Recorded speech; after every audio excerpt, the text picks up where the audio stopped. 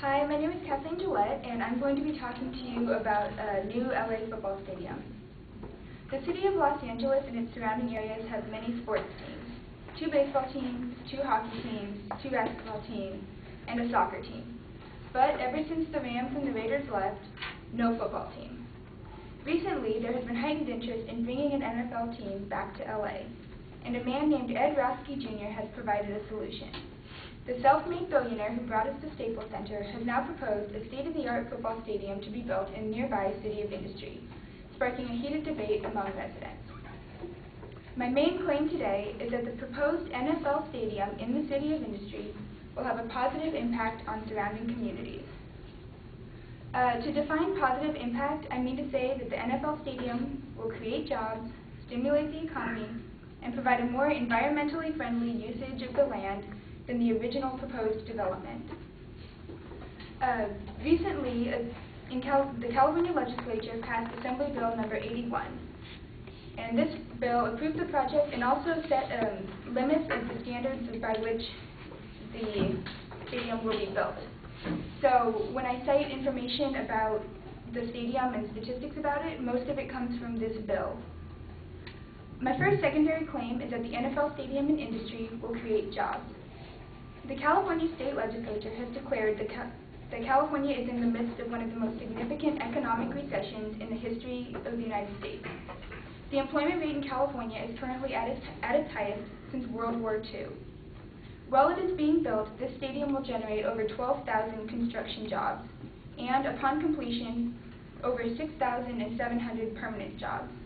Unemployed construction workers have already begun applying for jobs to help build this stadium.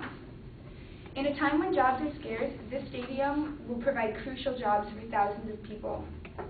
My second supporting claim is that the NFL stadium and industry will stimulate both local and state economy. This stadium represents a $2 billion investment in the local economy, and it is estimated that over $760 million will be produced in annual economic activity, including $21 million in tax revenue for both the state and the local government. Also, according to details released by the Office of the Governor, it is not just a stadium being built, but also an orthopedic hospital, a movie theater, a live performance theater, and hundreds of thousands of square feet of office and retail space. The best part about this stadium complex is that it is privately funded, which means no taxpayer dollars will go to the building of the stadium or to the maintenance of it. This whole project is funded by Edward Roski Jr., who also financed and built the Staples Center, which has met with great success. My third claim is that the NFL stadium will provide a more environmentally friendly, or green, usage of the land than the project that was originally slated for the lot. An article in the LA Times discussed the previous development that had been approved for this particular hillside. This development was a huge warehouse complex with 24-hour-a-day diesel traffic. According to the press release from the governor's office, this new stadium will be LEED certified. For those not in the design industry, LEED stands for Leadership in Energy and Environmental Design, and LEED certification is the newest and highest level in green construction. This will be a building that is LEED certified is one of the most green and environmentally friendly buildings in the entire world. This stadium has been environmentally reviewed and certified multiple times on state and local level as abiding by the Environmental Quality Act. Also, this project will power much of its operations through solar power, will landscape its grounds with recycled water, and will be built into the hillside to reduce environmental impact, as well as the amount of steel and concrete used. Obviously, this stadium is going to be much greener and more environmentally friendly than the warehouses which were slated for the lot originally.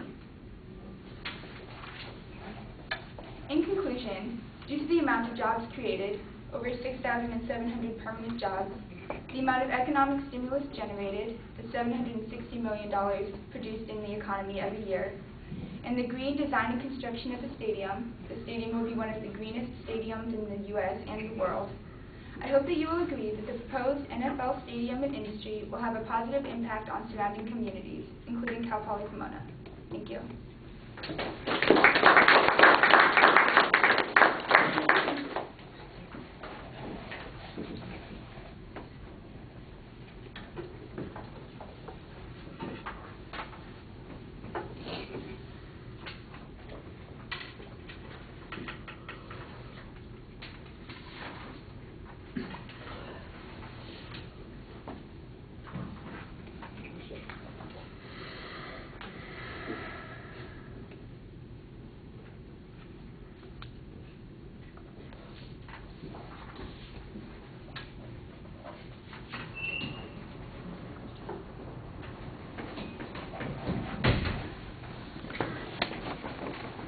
All right, Kat, you state the claim very clearly. I think we need a little bit more information about the controversy. Are there locals who are objecting to it? Is there some green group who suggested that it's not going to be all that environmentally friendly? Is there general criticism of how it's being greenlit and fast-tracked by the state so that we know why it is it's necessary to talk us into doing this, why we even have an argument.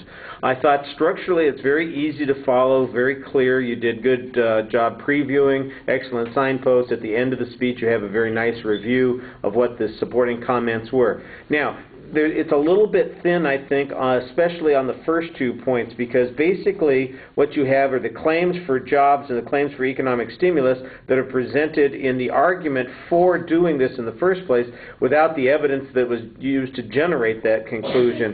And so, in essence, we've got somebody else's claim being used as proof of your claim. And I think that you need to develop that a little bit more and show. I'm trying to figure out what the 6,000 jobs are that are going to be permanent there. I'm thinking about the number of people who are working at the stadium, for instance. Well, that's not going to be 6,000 people, and it's certainly not a permanent job if they're only working 8 times a year for NFL games.